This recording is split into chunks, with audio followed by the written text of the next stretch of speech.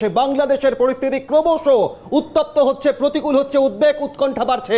আর বাংলাদেশের সনাতনী হিন্দু খ্রিস্টান বৌদ্ধদের উপর আক্রমণ, নিপীড়ন, নির্যাতনের ঘটনা ক্রমশ ভয়াবহ আকার নিচ্ছে। এই ঘটনায় যখন পথে নামছেন, প্রতিবাদে যাচ্ছেন সাধারণ মানুষ, সনাতনীরা, পাশাপাশি বেশ কিছু সাংসদের প্রতিক্রিয়া এসছে। তার মধ্যে এক এক করে দেখাবো আপনাদের। তৃণমূল কংগ্রেসের সর্বভারতীয় সাধারণ সম্পাদক সাংসদ অভিষেক বন্দ্যোপাধ্যায়, এক্সটার্নাল অ্যাফেয়ার্স, বিদেশ মন্ত্রকের বিষয়, কিন্তু এ বিষয়ে আমার মন্তব্য করা ঠিক হবে না, কিন্তু অত্যন্ত নিন্দাজনক। অভিষেক বন্দ্যোপাধ্যায় এই প্রথম এই ঘটনায় সরাসরি ক্যামেরার সামনে কি প্রতিক্রিয়া দিয়েছেন দেখুন।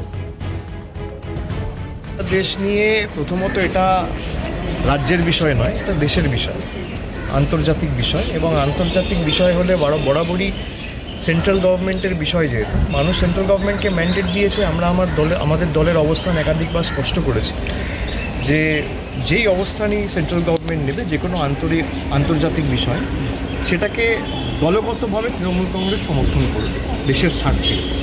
কিন্তু যে ঘটনা ঘটেছে একেবারে সমর্থনযোগ্য নয় এবং অত্যন্ত দুর্ভাগ্যজনক এবং নিন্দনীয়, আমি এতটুকু বলতে পারি। এক্সটার্নাল অ্যাফেয়ার্সের ব্যাপার, সুতরাং দেশের বিষয়ে আমাদের মন্তব্য করা ঠিক না, কিন্তু যে ঘটনাটা ঘটেছে সেটা অত্যন্ত দুর্ভাগ্যজনক।